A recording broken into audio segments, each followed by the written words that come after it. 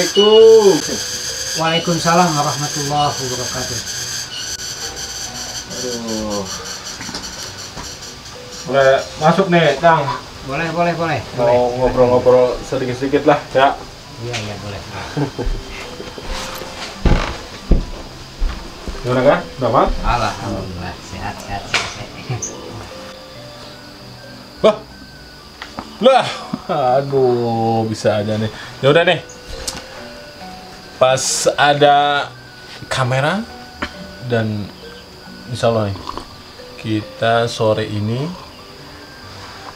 berkunjung dan mau tanya-tanya nih tentang kehidupan Kang Panji yang ada di shop movie kita tuh. Ini kan juga kemarin kan filmnya itu baru sampai, Bang Junet mau bertemu dengan Kang Panji Tengkorak. Nah, alhamdulillah nih sahabat-sahabat Chef Andi, alhamdulillah sore ini Bang Junet berjumpa langsung nih dengan aktor kita. Ya, Bang Junet kita sendiri juga penasaran nih sosoknya ini seperti apa. Kemarin waktu bikin film pertama itu, jujur nih Bang Junet belum mengenal lebih jauh tentang sosok beliau nih. Nah, kesempatan hari ini, mungkin sore ini Kang Aep ada waktu ya? Alhamdulillah ada. Bang Junet mau tanya-tanya sedikit-sedikit nih, ya, supaya Bang Junet tahu sosok si Panji Tengkorak itu seperti apa. Ya udah, kita langsung tanya-tanya saja ya dengan beliau. Oke, ikuti terus ya perbincangan kita nih, insya Allah menarik nih. Nantilah kita kupas saja nih, ya, tentang perjalanan beliau bisa sampai di sini atau beliau bisa mendirikan padepokan ini. Kita langsung tanya aja ya. Alhamdulillah Kang Aep, ya, saya diizinkan untuk berkunjung ke tempat ini. Sebenarnya nama aslinya Kang Aep ya? Iya, Kang Aep Sancang. Kang Aep Sancang. Kalau di Debus tuh Ki Anom Debus kalau dipanggil aja. Oh, Ki Anom Debus. Panji Tengkorak. Makasih banyak Bang Junet sudah dikasih kesempatan dan waktunya juga, dan alhamdulillah nih boleh dipersilahkan untuk berbincang-bincang sedikit dengan Kang Panji Tengkorak nih. Nah, sebenarnya Kang Panji Tengkorak itu nama aslinya siapa? Kalau nama asli dari orang tua itu Kang Aep Sancang. Oh, nama asli. Tapi kalau dari Banten sana lebih dikenal dengan Ki Anom Debus. Karena saya sangat mencintai seni budaya Sunda gitu. Dalam hal silat apapun Debus saya paling menyukai lah, cinta seni budaya. Dan cukup mendalami juga ini yang saya perhatiin. Dan ini jujur nih Kang Panji Tengkorak nih ya. Jadi saya lebih akrabnya, lebih enaknya panggil siapa nih, Kang Aep kah atau Kang Panji atau? Boleh lah, bebas, mau bebas Kang ya? Panji aja, mau Kang Panji. Ki Anom bebas. Oh, Ki Anom ya udah. Kayaknya lebih bagus Ki Anom ya. Ki Anom. Saya jujur nih ya, pertama kesini ini tempat luar biasa ya buat saya gitu kan. Kayak sepertinya ini enak sekali nih tempat ini buat ya ngademin pikiran, menenangin pikiran. Yang jelas kalau sahabat-sahabat saya Andi nih, kalau punya perasaan yang gundah atau banyak masalah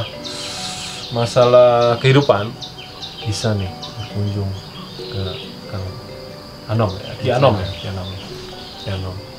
Dan Ki Anom nih tujuan untuk mendirikan ini padepokan ya, Iya, padepokan. Padepokan ini tujuannya untuk apa nih, Ki Anom? Ya, tujuannya istilahnya kan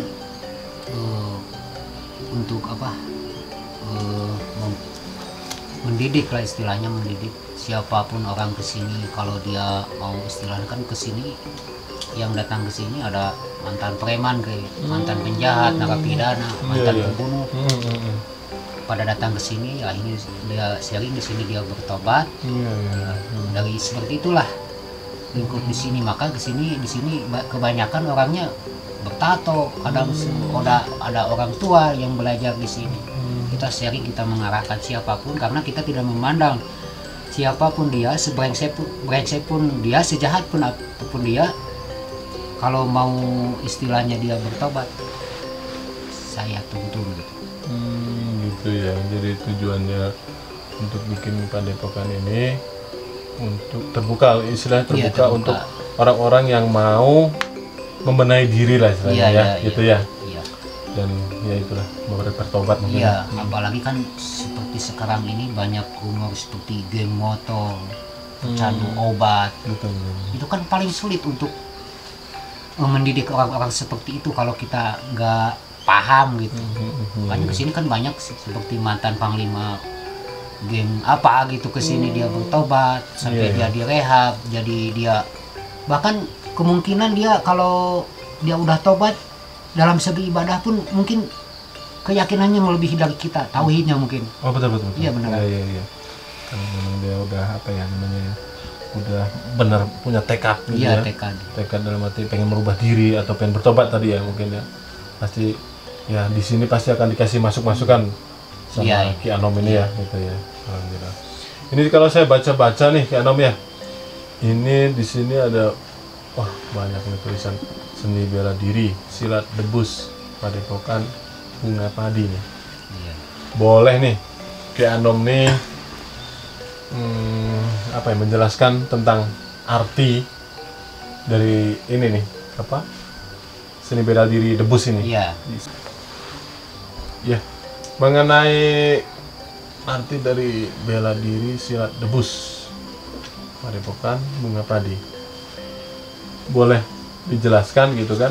Barangkali nih saya sendiri nih penasaran ya, bela diri silat debus itu seperti apa ya kan?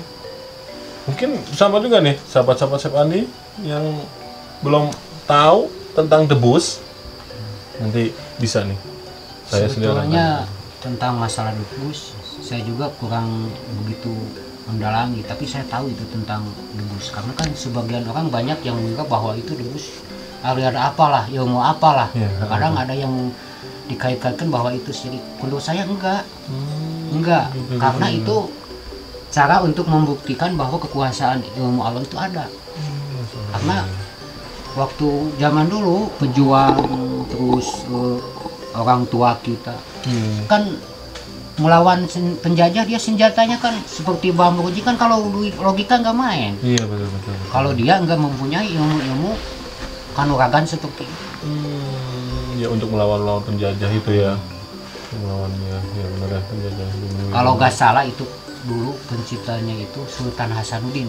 Kalau nggak salah. Hasanuddin. Iya, dari Banten. Kebetulan saya kan bukan orang Banten. Oh, Cuman mungkin ada faktor keturunan dari Banten, walau alam gitu. Leluhur saya, makanya saya kurang begitu paham. Maaf kalau ke sesepuh Banten kalau saya salah gitu menyampaikan. Cuman sepengetahu saya ya seperti itu. Karena di kita nggak ada ritual-ritual apa yang aneh, nggak. Yang penting kita tauhid aja kuat, bahwa kita percaya adanya kekuatan dari Maha Kuasa, dari Allah. Iya betul. Maka di situ bakal hadir. Itu dari hasil kita bertirakat, berpuasa. Maksudnya berpuasa kan banyak yang bentrok. Oh, puasa kenapa? Nggak ada dalil dari Rasulullah kan? Yang ada dalilnya dari Rasulullah kan nggak ada. Puasa itu bukan, maksudnya bukan ke sana. Jadi banyak yang salah kaprah. Bukan untuk berpuasa seperti itu, kita membersihkan diri kita. Supaya dalam kita mempelajari itu ilmu dalam keadaan bersih, suci. Jadi bisa masuk. Iya. Masuk ke dalam kita.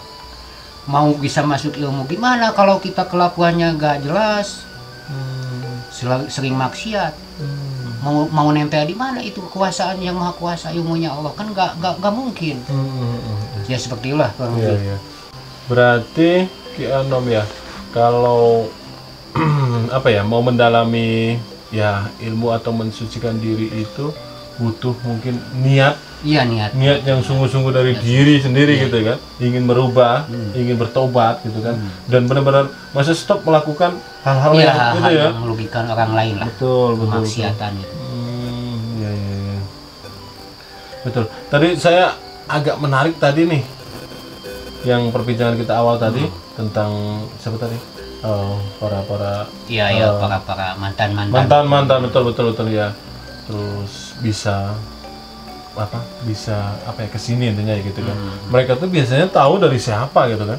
Dia biasanya menurut saya dia yang datang ke sini, saya tanya, kamu tahu dari mana ke sini? Emang dia mau terbuka dan mengakui kesalahan-kesalahannya, dan mungkin menceritakan ke Ki Anom sendiri ya kan, tentang kisah hidupnya yang lampau-lampau ya kan. Terus kenapa dia bisa jadi seperti ugal-ugalan di jalan, jadi berontak, mabuk-mabukan? Karena itu ada alasan, ada sebab. Pas saya tanya sebabnya, karena dia ada kasus yang perceraian rumah tangga. Terus dari masa kecilnya dia sering melihat si ibunya dipukulin sama bapak. Ternyata dia sebenarnya juga dia gak mau seperti itu. Cuman keadaan yang memaksa untuk menjadi begitu gitu. Iya betul ya. Pada intinya sih manusia sebenarnya semua baik. Iya, mungkin karena keadaan. Sejahat pun apapun manusia pasti ada sisi baik. Betul. Karena dia bukan setan kan, bukan iblis. Benar.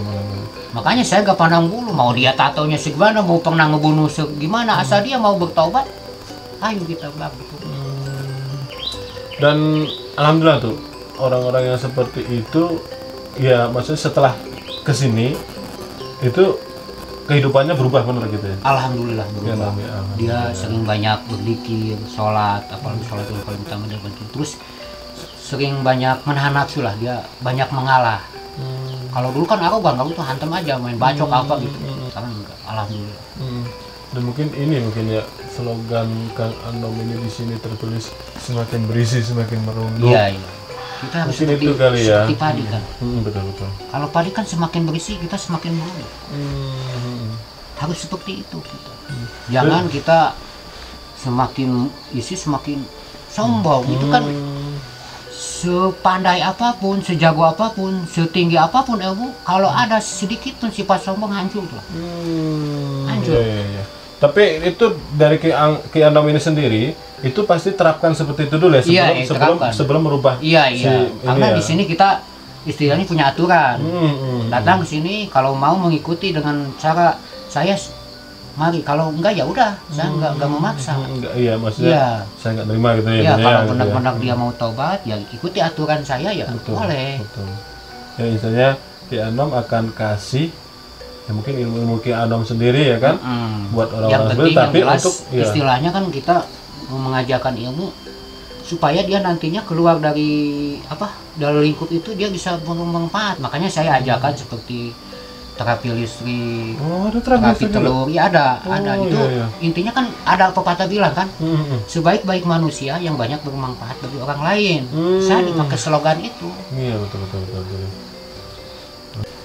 Waduh, Ki Anom, ini perbincangan kita nih semakin menarik nih kan, semakin panjang lebar, bahkan tadi Ki Anom udah menceritakan tentang terapinya gitu kan.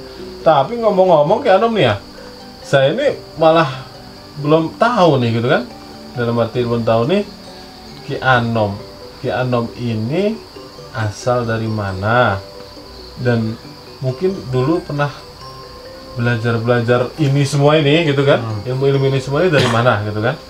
Boleh diceritakan untuk sahabat-sahabat Chef Andi juga nih yang mungkin nanti penasaran. Kalau saya asli orang sini, dari inilah di bawah Bukit Tunggu, Sunten Jaya, desa Sunten Jaya. Oh iya. Kalau leluhur saya jadi ada dua. Kalau dari ibu dari Garut, kalau bapak dari Banten, perpaduan gitu, perpaduan. Makanya saya ada budaya Garut dan Banten gitu. Oh, jadi mana budaya dari Garut, dari Banten. Jadi semua itu dikuasai ya, mungkin Ki Anom ya gitu ya. Dan perlu tahu juga nih sahabat-sahabat Chef Andi ya, Desa Sunten Jaya itu Kecamatan Lembang ya maksudnya. Iya, Kecamatan Lembang, Kabupaten Bandung Barat. Dan kalau pertanyaan saya ini mungkin agak menjurus ke pribadi dulu nih ya. Ki Anom ini sudah berkeluarga? Alhamdulillah sudah. Anak? Istri? Anak baru satu, baru umur 3 tahun lah. Oh iya, perempuan, laki-laki? Laki-laki. Ya mudah-mudahan. Karena saya nikahnya mungkin telat. Oh. Karena sering kesana kemari jadi lupa Oh iya bahwa iya. kita Iya. ini udah tua. Oh iya iya iya benar. Saking asiknya kita berkelana Oh. sampai saya nikah di umur 40 tahunan. Oh 40 tahun. Oh iya. Nikah di sini. Nikah di sini di istri dulu, terus nikah di rayaan di sini lah biasa di sama sini. teman-teman yang dari padepokan lain. Hmm. Alhamdulillah pada datang semuanya. Oh iya. Ki Anom ini berapa saudara dari? Oh, saya 8 saudara, cuman 8 meninggal saudara. satu adik saya Oh meninggal. iya iya. Ditinggal 7. Saya keluarga besar. Keluarga besar ya. Keluarga besar. Dan semua saudara ada di sini? Oh, ada semua dia di Kampung Pasir Angling. Oh pasar. Oh, iya, iya. Terus yang di padepokan ya cuman saya. Cuman ada satu tuh ada yang mendekati bungsu tuh dia suka ikutan debus tuh yang satuan. Ada yang gelangi lainnya makan nggak mau, takut. Oh takut malah? Takut, Oh iya iya. Dulu saya pertama kali debus tuh ceritanya ibu saya suka nangis. Terus dia suka ngumpet kalau saya lagi main debus. Sampai saya keluar darah, sampai ibu kenapa tuh berdarah, saya bilang itu mah bohong-bohongan, padahal benar. Benar ya. Karena supaya dia enggak itu. Berarti dari orang tua tuh sebenarnya nggak menyetujui ya? Nggak menyetujui dulu. Saya pernah, dulu kan kalau dari kecil saya suka apa yang bela diri silat, suka dari kecil. Saya dari kecil dulu cita-cita pengen jadi jawara. Oh, memang Cuman ada orang sedikit tua, hobi kali iya, ya. Cuman orang tua jangan ngapain kamu jadi orang gini sampai. Tapi saya maksa terus Iya, kalau iya. pertama saya suka dengan namanya silat, ngumpet-ngumpet dari orang tua, akhirnya belajar. Makanya dulu orangnya saya nggak percaya, karena saya nggak percaya yang adanya seperti ilmu kanuragan itu. Ini apa benar apa bohongan gitu? Kan di luar logika, di luar ya.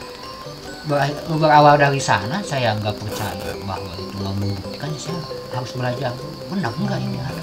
Saya sampai ke Jampang, sampaikan cerita-cerita dari orang aku punya ini benar enggak. Terus saya cari apakah ini benar ilmu hitam yang menurut kata orang-orang ini kan ilmu hitam lah, ilmu putih. Sebetulnya nggak ada ilmu hitam ilmu putih. Oh gitu. Kembali lagi sama kita seperti gini lah. Bismillah aja dipakai maling dorakanya. Iya. Benar ya. Bismillah pakai maling doraka, bedog pakai ngababat jalan jangan ngaliwat Pahala. pahala. Iya betul. Ya, itu seperti itulah gambaran hidup kita. Jangan muluk-muluk itu apa ini ilmu hitam yang menciptakan ilmu kan semuanya dari yang maha kuasa. Karena kalau nggak ada ridho dari dia nggak mungkin terjadi.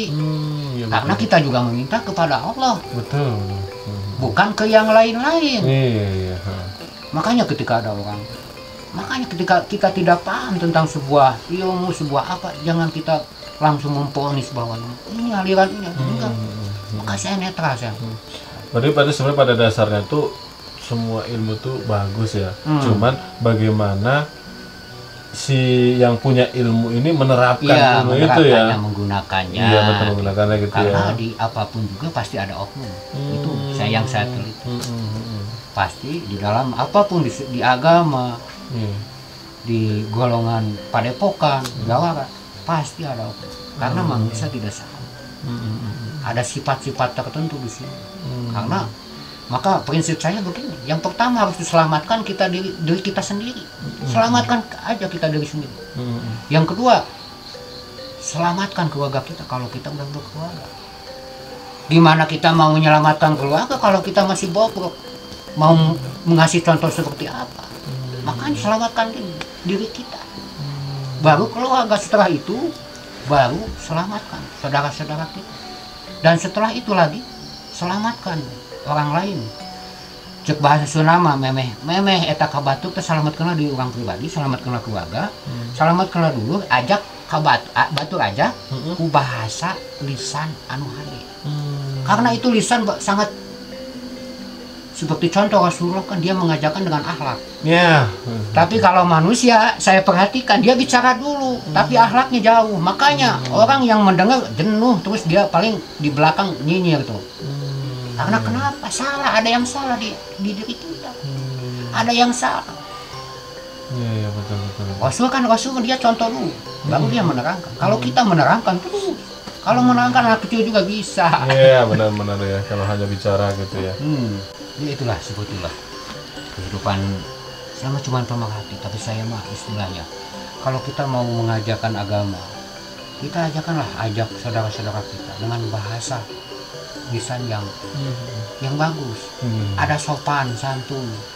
Karena kita harus lihat, kalau ke orang tua kita harus hormat, terus ke dia paling bawah kita harus sayang istilahnya. Jangan semena-mena kita merasa, itu kan sifat sombong kita, karena merasa kita ibadahnya udah bagus, udah pernah mesantren dari mana, menganggap bahwa orang lain itu nggak ada apa-apa. Itu sifat yang paling paling salah lah ya. Paling salah, karena bisa menggugurkan semua apapun pahala yang kita perbuat. Iya. Makanya yang paling susah ini menjaga hati. Yang paling susah itu. Kalau di mulut orang kecil juga bisa. Anak kecil yang hafid Quran banyak. Tapi itu di lapangan bisa kan? Itu kan cuma teori. Bahwa panduan seperti hidup di dunia itu harus seperti itu dengan panduan hadis dan Quran. Tapi yang jadi pertanyaan, bisa nggak bawanya di lapangan? Karena kebanyakan saya saksi hidup.